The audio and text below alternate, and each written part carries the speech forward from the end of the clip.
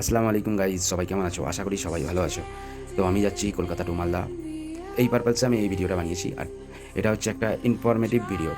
তো যারা যারা সৌদি আরব যাচ্ছ তাদের জন্য এটা দেখা অবশ্যই জরুরি। কেন যাচ্ছি মালদা, কী জন্য যাচ্ছি?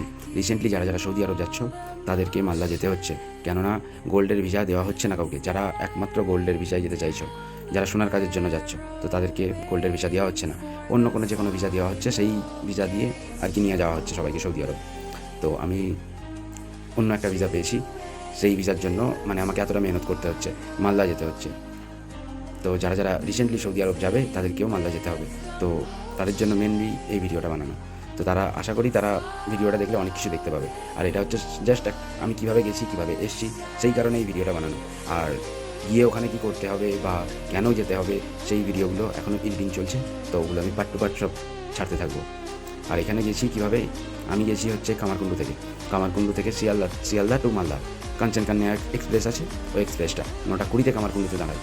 আর ঠিক ভোর 4টের আগে মালদা স্টেশনের পরের স্টেশনে নামতে হবে। বালুকা রোড বলে একটা স্টেশন রয়েছে, ওখানে নামতে হবে। তো ওখান থেকে তোমাদেরকে 4টের সময় নামিয়ে দেবে। ওখান থেকে অফিস আরও 10-15 মিনিট, 30 টাকা ভাড়া নেয়। তো 30 টাকা ভাড়া ওখান থেকে দিয়ে ওই মেন অফিসে যেতে হবে। আর আসার সময় তোমাদেরকে ওখান থেকে বেশি ট্রেন পাওয়া যায় না, তো মালদা টাউনে আসতে হবে। মালদা টাউন থেকে এসে বাড়ি আসতে হবে। আর ওখানে গিয়ে অনেক কিছু করার আছে, যেগুলো মানে আমার একটুখানি ভিডিওতে ভয়েস করে সব কিছু বলা অসম্ভব ব্যাপার। তো এর জন্য বড় আরও ব্লগ আছে, সেগুলোতে পার্ট টু পার্ট পুরো বোঝানো থাকবে, যে কীভাবে তোমরা যাবে বা কীভাবে গিয়ে ওখানে কী কী করবে, সেগুলো সব বোঝানো থাকবে। এটা জাস্ট আমি গেছি আর এসেছি, সেই কীভাবে গেছি, কীভাবে এসেছি বা কী খাওয়া দাওয়া করেছি, এই সব ভিডিওগুলো এখানে আছে।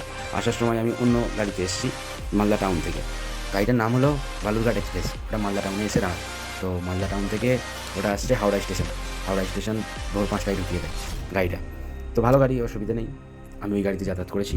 যার যেখানে বাড়ি সে সেই অনুযায়ী গাড়িতে যাতায়াত করবে। আর আশা করি ওখানে যাতে কাউকে না থাকতে হয়, যাতে সে তার টাইম অনুযায়ী যেতে পারে বা কাজ মিটিয়ে তাড়াতাড়ি বাড়ি চলে আসতে পারে, আমি সেই রকমই ব্যবস্থা করে দেবো। সেই অনুযায়ী ভিডিওটা বানিয়ে দেবো, যাতে তাদের সুবিধা হয়, মানে যারা যারা এই ভিডিওটা দেখবে আর যারা যারা সৌদি আরব যাবে তাদের জন্য এগুলো অসুবিধা এত না হয়, আমার যেরকম অসুবিধা হয়েছিল। আর আমি এটাই সাজেস্ট করবো, সবাই কাঞ্চনকন্যা এক্সপ্রেস দিয়ে যেতে পারো, কেননা ওটা দাঁড়ায় বালুকা রোডে, মালদা টাউনের পরের স্টেশন। ওটাই সবাই জন্য সুবিধা হবে, পুরো মর্নিংয়ে পৌঁছে যাবে আর কাজ মিটিয়ে দিনের দিন ঘরে চলে আসতে পারবে। সব থেকে বেস্ট ট্রেন আমার তো ওটাই লেগেছে। আমার তো কামারকুণ্ডু থেকে ছেড়েছিল, সেই জন্য আমার কোনো অসুবিধা হয়নি। আর যারা শিয়ালদার থেকেও চাপতে পারো, যারা অন্য কোথাও কারের লোক হবে, আর যে যার সুবিধা মতো যাতায়াত করো, কোনো অসুবিধা নেই। আর নেক্সট ব্লগগুলো দেখার জন্য আমার চ্যানেলকে সাবস্ক্রাইব করো, ফলো করো। আরও ইম্পর্টেন্ট ভিডিওগুলো যেগুলো আসবে, সেগুলো যারা সৌদি আরব যাচ্ছ তাদের জন্য অবশ্যই জরুরি, অবশ্যই দেখো। আল্লাহ হাফিজ, আসসালামু আলাইকুম, সবাই ভালো থেকো।